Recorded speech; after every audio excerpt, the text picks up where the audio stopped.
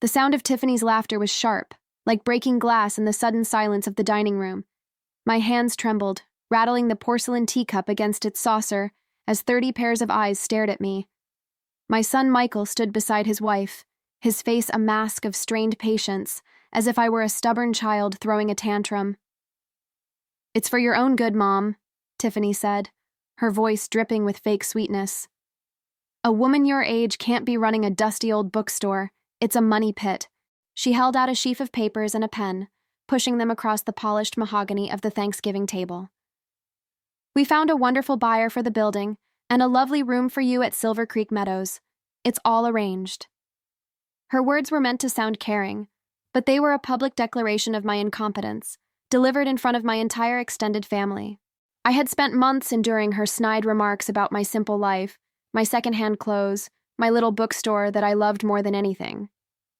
But this was a public execution of my autonomy. And the worst part? My own son was her silent, willing accomplice. I know this is a tough beginning, my dears, but if you stick with me, I promise you'll see how this story turns out. Be sure to follow so you don't miss what happens next, because I tell a new story every single day. I rose slowly from my chair, the damask napkin slipping from my lap. The pain in my chest was a physical weight, a suffocating pressure. For years, I had cultivated an image of quiet humility. I had secrets, deep and carefully guarded, that not even Michael knew. I was Eleanor Vance, a 70-year-old widow who to the world and especially to Tiffany was just scraping by on a meager pension, clinging to a failing business out of sentimentality. But that was the life I had chosen to show them. "No," I said, my voice barely a whisper, but it cut through the silence like a razor. "I will not sell my store, and I will not be put in a home." Tiffany's smile vanished. "Don't be difficult, Eleanor," she snapped, her mask of concern falling away to reveal the cold, hard ambition beneath. "You're being selfish. Michael and I need to secure our future. That building is a gold mine, and you're just sitting on it." Her voice rose, and a few relatives shifted uncomfortably in their seats. No one spoke up for me. No one defended the matriarch of the family who was being stripped of her dignity at her own dinner table. I looked at Michael, my heart pleading with him to see me, to remember the mother who raised him. He just stared at the floor, refusing to meet my eyes. That was the moment something inside me shattered and then reformed, harder and sharper than before.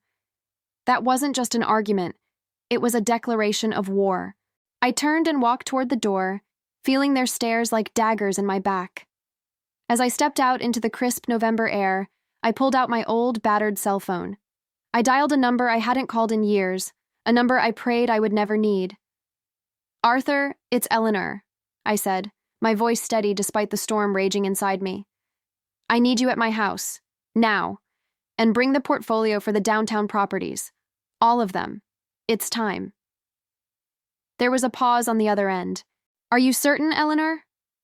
Arthur's voice was calm, professional, but I could hear the underlying concern of a man who had guarded my family's true legacy for 3 decades.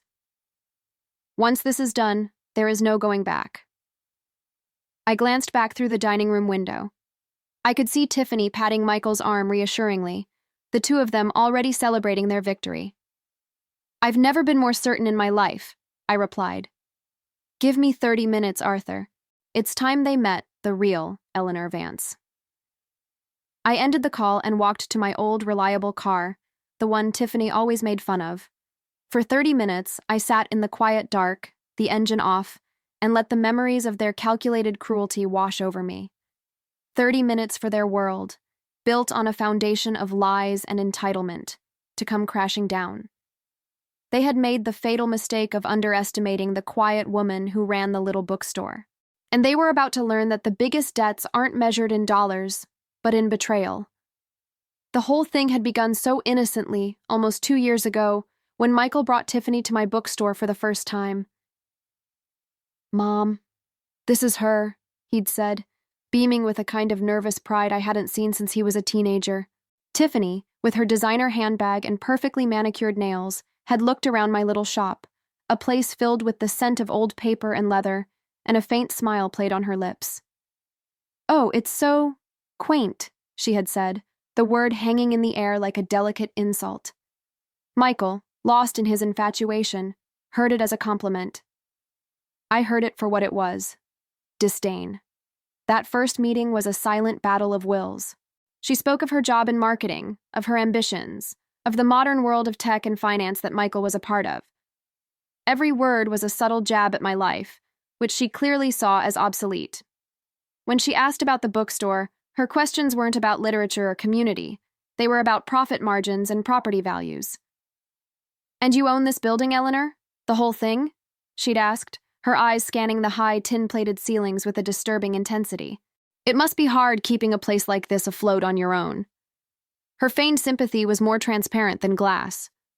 What Tiffany couldn't possibly know was that I was watching her just as closely. My husband, Richard, had not been the simple history professor everyone remembered him as. He was a brilliant, discreet investor who had amassed a significant fortune. We had made a pact, decades ago, to live simply, to raise our son away from the corrupting influence of unearned wealth, to teach him the value of hard work. We believed that true security wasn't in what you showed the world, but in the choices you could make when no one was watching. Now I realize that in shielding Michael from our wealth, I may have also shielded him from understanding its responsibilities, leaving him vulnerable to a woman who saw him not as a partner, but as a stepping stone. In the months that followed, Tiffany's campaign of psychological warfare began in earnest. It started with gentle suggestions. "Eleanor, have you ever thought about how much easier life would be if you didn't have this big old building to worry about?" she'd say over our Sunday dinners. Then came the backhanded compliments about my life's work. "It's so sweet that you have this little hobby, but you deserve to relax in your golden years." The phrase golden years was always delivered with a tone that suggested I was already fading away. Michael, my dear Michael, began to parrot her words. "Mom, Tiffany has a point. Maybe it's time to consider other options. The real estate market is booming right now." He was so thoroughly convinced of her business acumen that he couldn't see the personal greed that drove it. He saw her as savvy and forward-thinking. I saw her as a predator circling my life's work and my home. The pressure escalated when they announced their engagement. Suddenly, their future financial needs became the main topic of conversation. "With the wedding and buying a house, things are going to be so tight," Tiffany would sigh dramatically, always within my earshot. "If only we had a little more capital to start with." The implication was always clear. My assets were the solution to their manufactured problems. But I wasn't just sitting by idly. I had done my own research. I had Arthur, my husband's oldest friend, and our asset manager, look into their finances. The picture he painted was grim. Michael's tech startup, which he boasted about constantly, was hemorrhaging money. Tiffany's marketing job was a low-level assistant position with a meager salary. They were living a lifestyle funded by credit cards and personal loans, a glittering facade on the verge of collapse. The expensive apartment, the leased luxury cars, the designer clothes, it was all a house of cards. And they saw my bookstore, the building my husband and I had bought when it was a derelict shell and lovingly restored, as their salvation. My property, located in a rapidly gentrifying part of downtown, was their winning lottery ticket. The knowledge was a cold stone in my stomach. My son, the boy I had taught to be honest and frugal, had been so seduced by a life of appearances that he was willing to pressure his own mother into homelessness to maintain it. He had allowed this woman to convince him that my security was an obstacle to his happiness. In the week before Thanksgiving, their efforts became frantic and cruel. "Eleanor, you're not being rational," Michael had said to me over the phone, his voice strained. "This is the best deal we're going to get for the building. If you wait, the market could crash." It was a lie, and we both knew it. The market was stronger than ever. The final, unforgivable blow came 3 days before the dinner. Tiffany showed up at my apartment above the store, not with Michael, but with a man she introduced as a senior living consultant. It was an ambush. The man, with his slicked-back hair and predatory smile, spoke to me in condescending tones about the benefits of community living and managed care. "At your stage of life, Mrs. Vance," he'd said, "it's about maximizing your comfort and minimizing your burdens." They had a brochure, glossy and filled with pictures of smiling, white-haired seniors playing shuffleboard. They had already picked out a room for me, They had a plan to liquidate my belongings, my books, my memories, and reduce my entire life to a 200-square-foot room. "We're just thinking of you, Eleanor," Tiffany had cooed, placing a hand on my arm. I had shaken it off. The insult was so profound, so deeply dismissive of who I was, that I couldn't even find the words to respond. I simply asked them to leave. That night, I called Arthur. "Prepare the documents, Arthur," I had told him, my voice shaking with a rage I hadn't felt in years. "I think the time is coming when I'll have to make some changes to the estate." He had tried to caution me, to remind me of the family schism it would cause. But I knew, even then, that the family I was trying to protect no longer existed. And now, sitting in my car in the cold, waiting for Arthur to arrive with the papers that would detonate their carefully laid plans, I felt a strange sense of calm. For 25 more minutes, they would sit in my dining room, at my table, eating my food, and toast to a future they thought they had stolen. For 25 more minutes, they would believe they had won. But the clock was ticking, and their perfect artificial world was about to be exposed for the sham it truly was. The porch light flickered on, casting a warm glow onto the manicured lawn. The silhouettes of my family moved behind the curtains, oblivious. They had mistaken my quietness for weakness, my simplicity for poverty. They had no idea that the bookstore wasn't my livelihood. It was my sanctuary. And they were about to find out what happens when you try to burn down a sanctuary that's secretly a fortress. 20 minutes. The seconds ticked by, each one a drumbeat marking the slow march toward a confrontation I never wanted but now knew was necessary. From the driver's seat of my 10-year-old sedan, I could see the warm glow of my own home, a place that was supposed to be a haven but had been turned into a battlefield. The laughter I heard drifting through the closed windows sounded mocking. I closed my eyes, and the final humiliation, the one that had happened just an hour ago, played back in my mind with perfect, painful clarity. Tiffany had stood up, clinking her fork against a wine glass to get everyone's attention. "Michael and I have a very special announcement," she'd said, her smile wide and triumphant. I thought it was about a promotion, maybe even a pregnancy. The whole family leaned in, eager for good news. "For a while now, we've been very worried about Eleanor," she began, her tone shifting to one of grave concern. "We all know how much she loves her little bookstore, but it's become a burden. The finances are a mess, and the stress of running it alone at her age is just too much." She looked around the room, gathering nods of agreement from relatives who knew nothing of my life, but were happy to accept her narrative. "So," she continued, her eyes locking onto mine, "we've taken it upon ourselves to help. We've found a fantastic buyer for the building who has made a very generous, all-cash offer." A gasp went through the room. My niece, Clara, looked at me with wide, worried eyes. She was the only one who seemed to understand this wasn't an act of kindness. "And," Tiffany added, delivering the killing blow, "we've secured a beautiful private room for her at Silver Creek Meadows, the best assisted living facility in the state. She'll be safe, cared for, and she won't have to worry about a thing ever again." The announcement was met with a smattering of applause. My own family was applauding the plan to strip me of my home, my work, and my independence. They saw a loving son and daughter-in-law caring for an aging parent. They didn't see the greed, the lies, the months of relentless pressure. Michael finally spoke, his voice filled with a false sincerity that made my stomach turn. "Mom, we did this because we love you.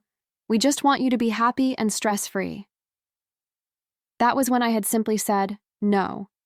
And that was when Tiffany had laughed, calling me selfish and pushing the papers at me, trying to force me to sign away my life in front of everyone I held dear. The memory fueled the cold fire in my veins. This wasn't just about a building. It was about respect. It was about a lifetime of work and love being dismissed as a little hobby and an old woman's sentimentality. While I waited, I made another call, this one to my neighbor, George, a retired accountant who had been a dear friend since Richard passed. "George, it's Eleanor. I need a favor," I said, my voice steady. "In the top drawer of my desk in the apartment, there's a blue folder. Can you bring it out to my car? It's urgent." George, bless his heart, didn't ask questions. He knew the strain I'd been under. He'd seen Tiffany's frequent, tense visits. He'd heard the raised voices through the floorboards. "That girl is a shark, Eleanor," he'd told me just last week. "Don't let her fool you." He was more right than he knew. 10 minutes later, George slipped out the side door of the building and hurried to my car, the blue folder clutched in his hand. "Eleanor, are you all right? You look pale," he said with genuine concern. I explained briefly what had happened at dinner. His face grew dark. "I knew it," he muttered. "I always knew she was after the building." He handed me the folder. "In a few minutes, a man named Arthur will arrive in a black town car," I told him. "Please, just let him know I'm waiting here." His eyes, full of loyalty and friendship, met mine. "You do what you have to do, Eleanor. Some people only learn lessons the hard way." As he walked back to the building, I opened the folder. Inside were documents no one but Arthur and I had ever seen. The first was a detailed summary of my investment portfolio, showing a net worth of over $50 million. The second was the deed to the entire city block where my bookstore was located, a block that included 4 other commercial buildings, all of them generating substantial rental income. The bookstore wasn't a money pit. It was a passion project that cost me virtually nothing to run because I owned the entire ecosystem around it. My husband, Richard, had been a visionary. "Never let them see the whole picture, Eleanor," he used to say. "Own the board, not just the pieces on it." I never thought I'd have to use that power against my own son. But there was another set of documents in that folder, ones that were far more painful to review. For the past 3 years, ever since Michael's startup began to falter, I had been secretly propping it up. I was the anonymous investor who had injected $500,000 to keep it afloat. The prime downtown office space his company leased at a deeply discounted rate. It was in a building I owned, and the discount was me waiving 80% of the rent each month. Without my invisible support, his entire life, his company, his apartment, his car, would have collapsed years ago. The irony was suffocating. While Tiffany and Michael were plotting to sell my failing business to secure their future, I was the only reason they even had a present. While they were shaming me for my poverty, I was single-handedly funding their illusion of success. I closed the folder just as a pair of sleek, bright headlights turned into my driveway. It was Arthur, punctual as ever, arriving with the final pieces of the puzzle. I stepped out of my car, the cold night air a welcome shock to my system. Each step I took toward him was a step away from the quiet, accommodating Eleanor everyone thought they knew, and a step toward the woman I now had to be. "Eleanor," Arthur said, getting out of his car, a leather briefcase in his hand. "Are you absolutely sure about this? The consequences will be permanent." I looked at the dining room window one last time. The party was still going, my family oblivious to the earthquake that was about to rupture their world. "I'm sure, Arthur," I said, my voice resonating with a strength I hadn't felt in years. "It's time for my son to learn the true cost of things." Arthur opened his briefcase under the dim porch light, revealing a set of professionally prepared documents. "Very well," he said. "Here's the notice of immediate termination for all anonymous financial support to Michael Vance's company. Here is the legal notice voiding his commercial lease due to breach of familial trust, effective in 30 days. And here," he said, handing me a final paper, "is the revised draft of your will and testament, redirecting the entirety of your estate to the Clara Vance Literary Foundation for underprivileged children." Clara was my niece, the only one who had looked at me with compassion tonight. It was a fitting choice. I took the pen Arthur offered. My hand did not shake as I signed each document, severing the financial lifelines I had so lovingly and foolishly provided. This wasn't revenge. It was a reckoning. I had protected my son from the world for too long, and in doing so, I had protected him from character, from responsibility, from himself. Now the protection was over. "Let's go inside, Arthur," I said, turning toward the front door. "The guests of honor are waiting." We walked up the stone path together. With each step, my heart beat not with fear, but with a strange and sorrowful clarity. I was about to lose my son, perhaps forever, but I was also about to reclaim myself. The heavy oak door swung open, and the warm, festive chatter in the house died instantly. Every head turned. 30 faces, a mixture of confusion and surprise, stared at me and the impeccably dressed man at my side. Arthur's presence commanded attention. He was known in the city's most influential circles, and his appearance at a quiet family Thanksgiving was an anomaly that immediately set everyone on edge. Tiffany was the first to find her voice. "Eleanor, what are you doing back?" she demanded, striding toward us from the center of the room. "And who is this?" Her tone was accusatory, as if I were a party crasher at my own event. "I wasn't finished with my dinner," I replied calmly. "And this is Arthur Pennington. He has some business to discuss with you and Michael." Michael hurried to Tiffany's side, his face pale. "Mom, what is this all about? You can't just bring a stranger into a family gathering." The fear was already creeping into his eyes. He didn't know who Arthur was, but he sensed that the power dynamic in the room had just irrevocably shifted. "Ladies and gentlemen," Arthur announced, his voice projecting through the silent room with practiced authority. "My apologies for the intrusion. My name is Arthur Pennington, and I am Mrs. Eleanor Vance's Chief Asset Manager. I have a few urgent matters to clarify with Mr. Michael Vance and his wife, Tiffany." The words Chief Asset Manager landed like stones in the quiet room. I saw Tiffany's eyes widen, a flicker of calculation followed by disbelief. She looked from Arthur's expensive suit to my simple cardigan and couldn't make the two images fit. "Asset manager?" she scoffed, a nervous laugh escaping her lips. "What assets? A collection of dusty old books?" "On the contrary," Arthur said, opening his leather briefcase with a crisp snap. He pulled out the first document. "Mr. Vance, I am here to inform you that the anonymous angel investor who has funded your company, Innovate Dynamics, for the past 3 years to the sum of $500,000 has, as of 10 minutes ago, withdrawn all support." Michael stumbled back a step, his face draining of all color. "What? That's impossible. Our investor is committed for another 2 years. You don't know what you're talking about." "I assure you I do," Arthur said, his eyes cold as steel. "Because that investor is my client, Mrs. Eleanor Vance." A collective gasp rippled through the family. Tiffany stared at me, her mouth hanging open, the smug superiority on her face melting into utter confusion. "You?" she whispered, her voice cracking. "That's a lie. You don't have that kind of money. You work in a bookstore." "The bookstore," I said, speaking for the first time since we entered, "is my hobby, Tiffany. My real business is real estate." Arthur produced the second document. "Furthermore, Mr. Vance, the building your company leases for its offices on Elm Street is part of the Vance downtown portfolio. Your mother is your landlord. The heavily discounted lease agreement you believed you had negotiated was, in fact, a form of familial subsidy. As of tonight, that subsidy is terminated. Your new monthly rent will be the full market rate of $25,000, effective immediately. And given your repeated attempts to seize her primary asset, Mrs. Vance is exercising her right to terminate your lease. You have 30 days to vacate the premises." Michael looked like he had been punched in the gut. He leaned against the dining table for support, his eyes wide with horror and dawning comprehension. All those lucky breaks, those moments of good fortune that had saved his company from ruin, it had all been me. "Mom," he stammered, his voice breaking. "Why?" "Why?" I repeated, the word filled with the pain of 1,000 cuts. "Because for 2 years I have listened to your wife insult my life, my home, and my work. Because for months I have watched you stand by and say nothing. Because an hour ago you tried to have me declared incompetent and ship me off to a home so you could sell my property to fund a lifestyle you haven't earned.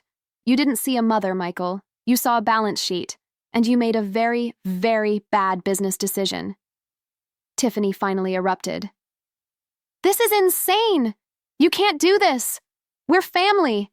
Michael is your only son!" she shrieked, her voice shrill with panic. The guests watched, mesmerized by the spectacular implosion of her perfect evening. "Family is built on love and respect, Tiffany, not on financial convenience," Arthur stated coolly, taking out the final document. "And speaking of which, Eleanor has also made some immediate changes to her will. Her entire estate, valued at approximately $50 million, will no longer be inherited by her son. It has been redirected into a charitable trust." The silence that followed was absolute. The figure, $50 million, hung in the air, a number so incomprehensible to them that it seemed to stun them into paralysis. Tiffany staggered backward and sank into a chair, her face a mask of disbelief and fury.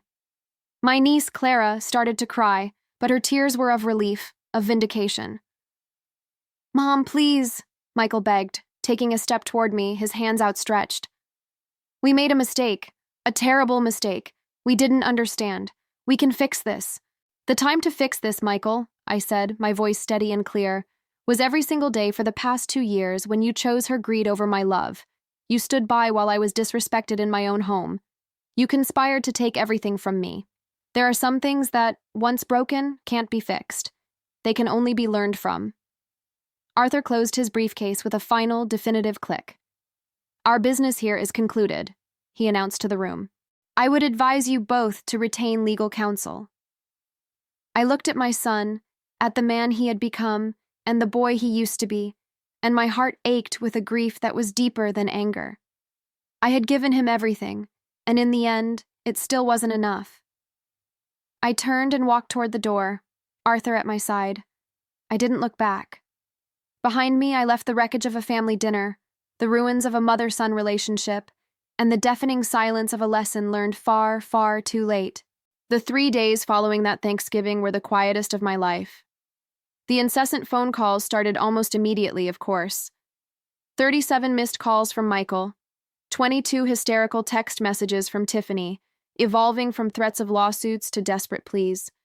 Her parents even came to my door, demanding I stop this madness and fix what I had broken. I didn't answer. I let the silence be my response. My friend George brought me soup each day, and my niece Clara came by with books and tea, sitting with me for hours without needing to say much. Their quiet solidarity was the balm my wounded soul needed. On the 4th day, Arthur arrived with an update. "It's all unfolding as expected," he said, sitting in the armchair across from me in my cozy apartment above the store. "Michael's company is in a freefall. Without your funding and with the full rent now due, they're insolvent. The board of investors he scraped together is abandoning ship. They've been evicted from their apartment for non-payment. It turns out the lease was in the company's name. They're living with Tiffany's parents." He paused, his expression grim. "And there's more. They've been talking to a lawyer. They're trying to build a case to have you declared mentally incompetent, using the events of Thanksgiving as proof of your erratic and vindictive behavior." A cold dread washed over me, but it was quickly replaced by a familiar, steely resolve. Of course, that would be their next move. They couldn't admit they were wrong. They had to prove I was crazy. "They're building a narrative, Eleanor," Arthur continued, "spreading rumors that you're becoming senile. Tiffany has been calling family members, twisting the story, painting you as a cruel old woman who lost touch with reality." But then he smiled. "However, they made one critical miscalculation. They forgot about your niece." Clara, who had been sitting quietly, spoke up. "Aunt Eleanor, several of the cousins were recording on their phones when Tiffany was yelling at you. And when Arthur made his announcement, I asked them to send me the videos." She pulled out her tablet and showed me. There it was, the whole sordid affair, captured from multiple angles. It wasn't the story of a senile woman's outburst. It was the story of a dignified woman reaching her breaking point after being publicly humiliated. "I posted one of the videos online," Clara said softly. "I just wanted the truth to be out there for the family to see. I never expected what would happen next." The video had gone viral. Millions of views, thousands of comments. People weren't seeing a villain, they were seeing a hero. "My mother deserves the Eleanor Vance treatment," one comment read. "Finally, a story where the entitled kids get what's coming to them," said another. I had become an unwilling symbol for every parent who had ever felt disrespected or taken for granted by their children. "This changes everything," Arthur said, a note of triumph in his voice. "It's very difficult to have someone declared incompetent when the public sees their actions as not only rational but heroic. Their legal case is dead on arrival." 6 months passed. The legal challenge from Michael and Tiffany evaporated just as Arthur predicted. Their attempt to paint me as mentally unfit was met with public ridicule. They were forced into bankruptcy. Michael's startup, his great source of pride, was sold for parts to pay off creditors. The last I heard, he was working a commission-only sales job, and Tiffany was a receptionist at a dental office. They were living in a small, rented apartment across town, a world away from the glamorous life they had tried to build on my back. I never heard from Michael, not a single word of apology or remorse. It was as if acknowledging his fault was a price too high for his pride to pay. My life, however, began to blossom in unexpected ways.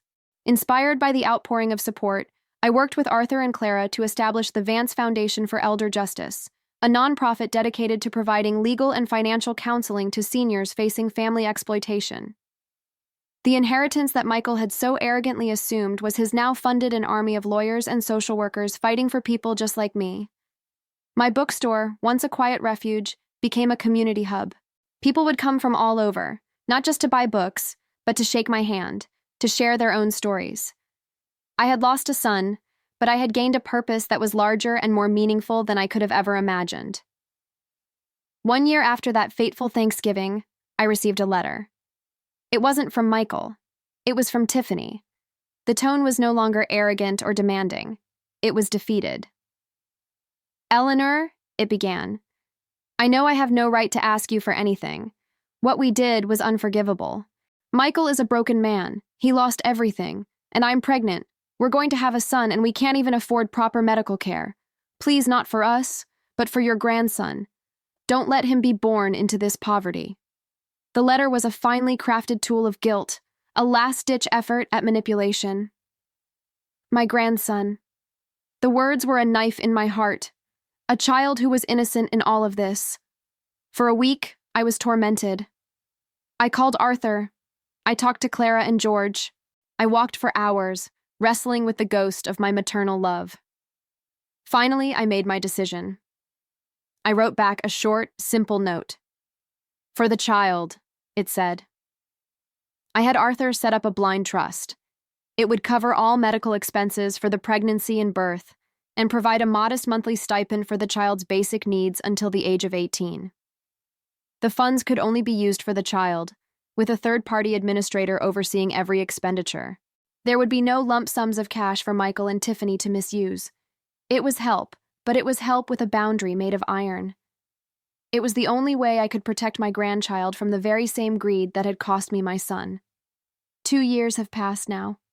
My grandson, whom they named Richard after my husband in a transparent attempt to curry favor, is a year old. I have never met him. I see pictures sometimes that friends of friends post online. He has my husband's eyes. The pain of that is a dull, constant ache. Michael has never tried to contact me. Perhaps the shame is too great. Or perhaps he still blames me for his downfall. I've come to accept that I may never know. My foundation has helped hundreds of families. We've pushed for new legislation protecting seniors' assets. My book, The Quiet Fortress, became an unexpected bestseller. My life is full. It is rich with friendship and purpose. But there is a hole in it, a sun-shaped void that will never be filled. Sometimes, late at night in the quiet of my apartment, I wonder if I did the right thing. But then I read the letters that pour into the foundation each week. A letter from a man whose children tried to sell his farm. A letter from a woman whose daughter drained her life savings. And I know that my story, born from my deepest personal pain, has become a shield for others. I did not get the happy ending I once dreamed of, the one with a loving son and a happy, united family. But I got a different kind of ending, a real one. I found that true strength isn't just about protecting the people you love. Sometimes it's about protecting yourself from them. And that, I've learned, is a lesson worth more than any inheritance. I hope my story has resonated with you. I tell a new one here every single day, so if you'd like to hear more, please follow along and click that little bell so you don't miss tomorrow's story. I'll be waiting for you.